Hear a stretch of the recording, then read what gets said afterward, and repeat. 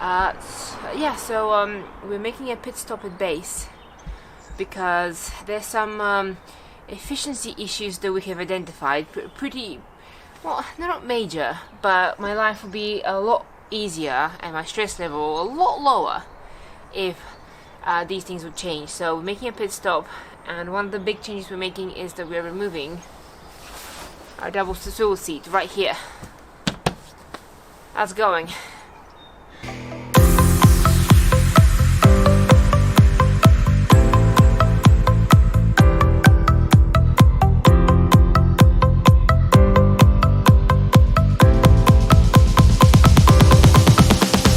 This is gonna be a bit of a jigsaw puzzle dismantling thingamajig.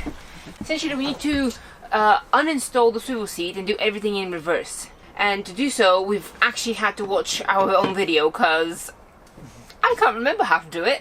Don't worry about the couch. Since we're at base at the moment, we're just taking a chance to give them a bit of a wash, since they're not going to be washed for the next, most likely 3 months.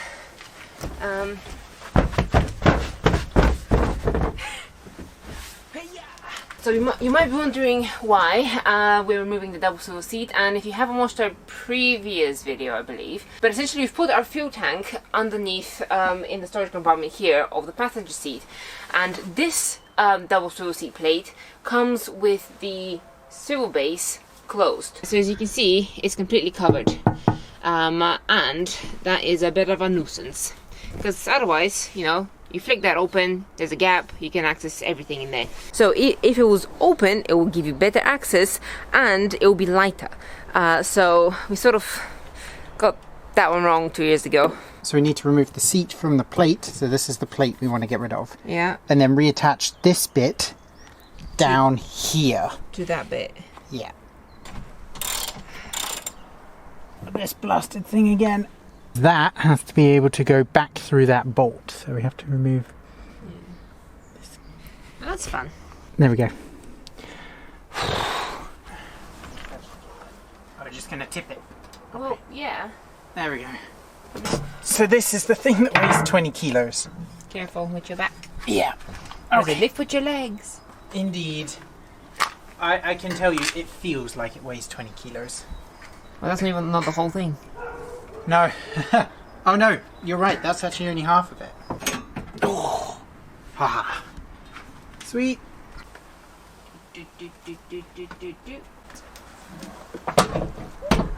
Right. Look at all that space that we have now. Is that all of them? Yeah, that's all of them. Cool. Done. You can take it off the list. Let's refuel again. But this time, without the gymnastics. Pop that open. Oh, so much easier. And this fuel cap still gets stuck a little bit. There we go. You can't stop that.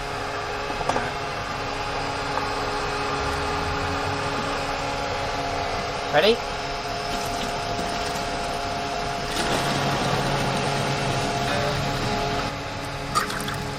There we go. There you go. And just like that, we have fuel for the heater. And the couch did not move.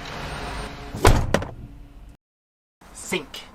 Okay, so a couple of videos ago we had the problem with the sink that didn't appear to be a problem on camera. It's still a problem. I'll put a clip in here, you'll see what I mean. So yeah, we're going to run the pipe on the inside of the van to minimize or completely eliminate the loops. So we need to figure out where we're going to drill the hole. So currently, that's the sink. Then we go down. Black pipe right down there.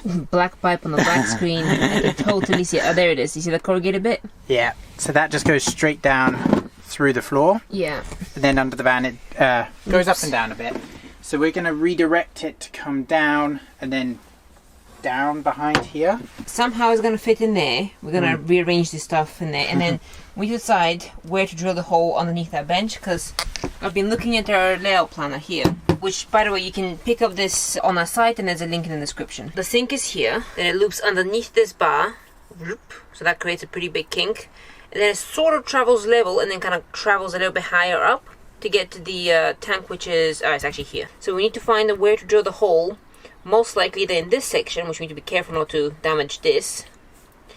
Or somewhere here. Okay, so looking at it, we have drilled the tank hole above basically this bar, which means that if we were to drill the hole in this intersection here, it will still have to loop up, which is not what we want.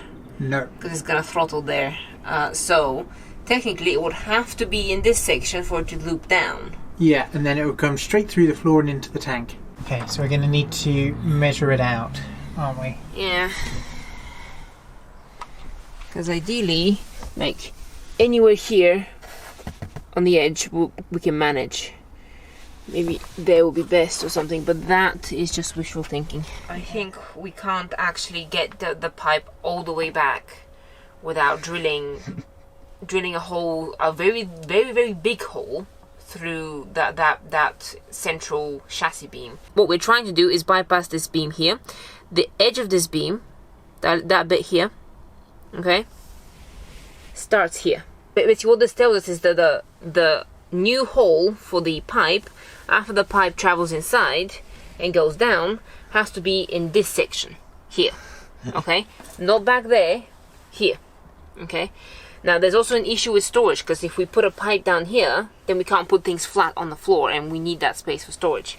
Like, the easiest thing to solve the solution, like step one, is to cut the line. Yeah. So what we could do is remove the grey tank that we have now. Remove it completely, which would save us weight, honestly. Cut the line, so it basically just drains down directly down to the outside at the moment, the same way as the shower, by the way, does. And basically, that wouldn't require any new holes anywhere.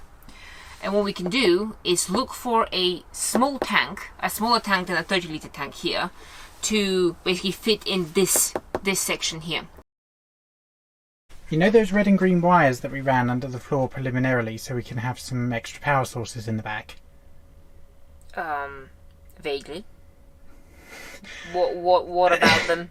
Well, I've connected a water pump up to the green line. However, I need to connect the green line to the fuse box under there. Hold on. Yeah. I have been not paying attention to what you've been doing. I have no idea what you're doing. Oh, what have you done to my house? What do you mean? What do you mean? It's called experimentation. So, I'm just playing around with the water pump at the moment for our tap. So that water pump's in here, that's the outlet, that's the wire. This is hooked up to the green line, yes. Sam? Yeah? I think we need to fill them in on what water pump you're talking about, given that they know that we have a foot pump. So we bought an inline submersible 12-volt water pump because we felt like it. And we wanted a better flow in our sink. And I'm just testing how to wire it. I feel like I do need to explain a tad more than he just did.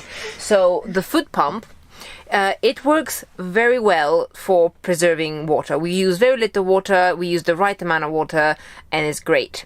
It is rather a thing, obviously, pumping it, okay, but we can sort of live with that. However, occasionally one needs to fill a pot of water, maybe a litre or two of water. That pumping session does take rather a while, and it's like, ugh, a little bit, okay? So you're like, okay, well, let's actually put in a submersible water pump and put a switch in it. So that's what I think that he's been doing the past 1 hour and a half. Yeah, so I still need that green line connected to the fuse box, which means I need to get under the sofa, which means I need you to move.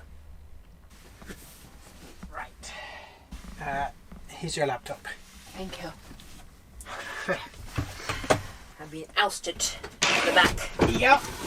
And there you shall stay. Okay, well, I've wired it up. Cool. Put a fuse in. So yeah, keep that hose over our sink, just in case I've got the switch the wrong way round. I got the switch the wrong way round.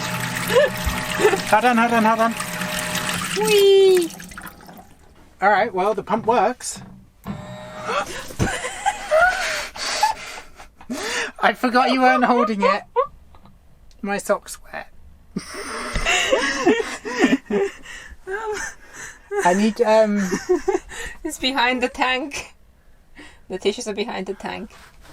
Great. Well, I can't be filming and be holding at the same time. Why not? Because then things like this happen.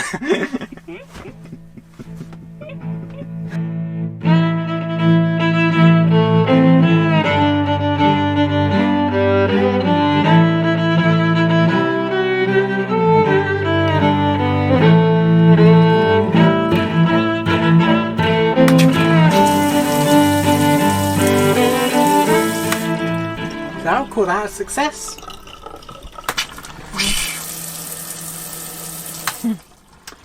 Yeah, so we've put the submersible pump on the hot line. Since we don't have hot water running to the tap at the moment, we put the submersible pump on the hot line.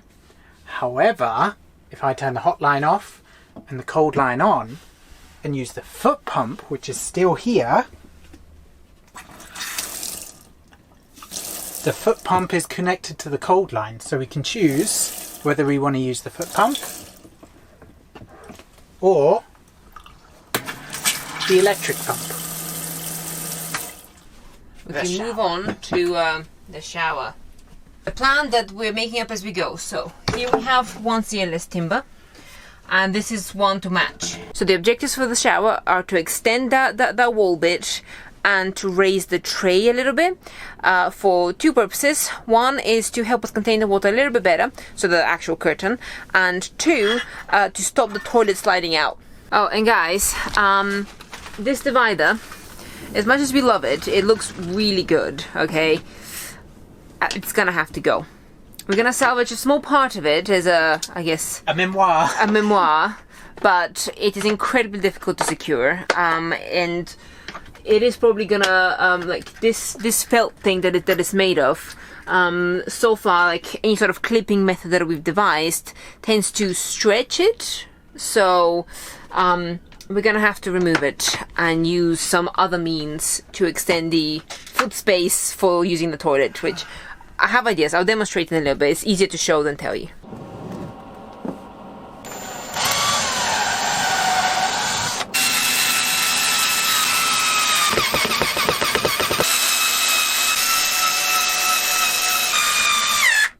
There you go. That didn't change. Wonderful. So I'll put the shower curtain up, yeah? Sure. So this is the toilet privacy function. Yes. Yes, this is not the shower function, it's the toilet privacy function. So if we hook 5 and 6, and I come in here and I'm using the toilet and I want some privacy, please go away. Yep. Yeah, that's pretty cool. Indeed. If we get bored of this shower curtain, we get to change it, and then you get to peek.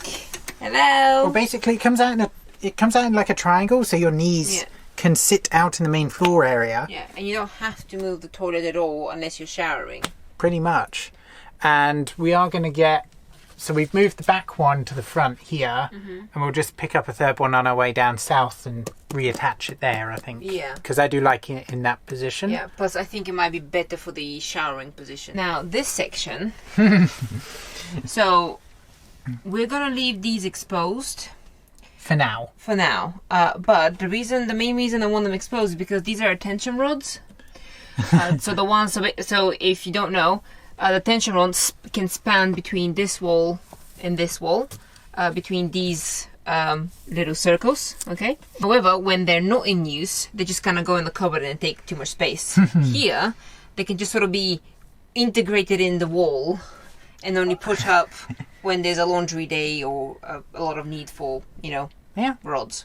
Oh, I can tell you, this is one of the things when we were, out and about for a couple of weeks, just breaking in the van. This was one of the things where we're like, yeah, this isn't quite working out that well. Let's just change it around a bit. I don't think there's that much more left on the list then. Okay. Well, I'm going to fix Blinky. Blinky is the resident ghost.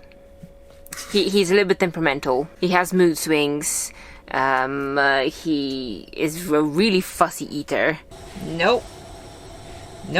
Stop it, Blinky. Stop it, Blinky. So this is the culprit here. I can basically cut there and there, and I should be able to just replace those 3 LEDs with some new ones.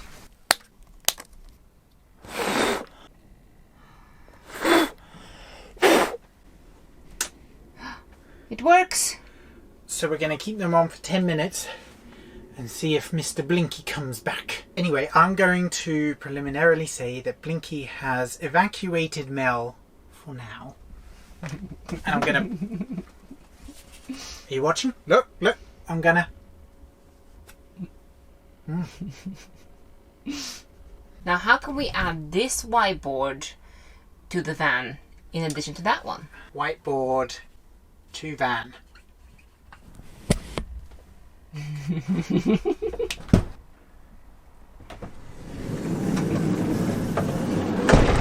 Laundry's done. When you're at base, you gotta do what you gotta do. I don't know. I hate putting laundry away. I've done it the wrong way around again. No, I haven't. Have I? No. Ah, the zipper came off. And I put it on the wrong way round. A disaster zone!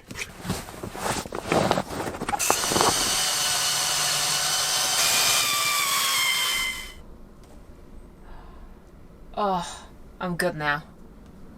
I have 2 whiteboards. And space for a third. And a third one coming on.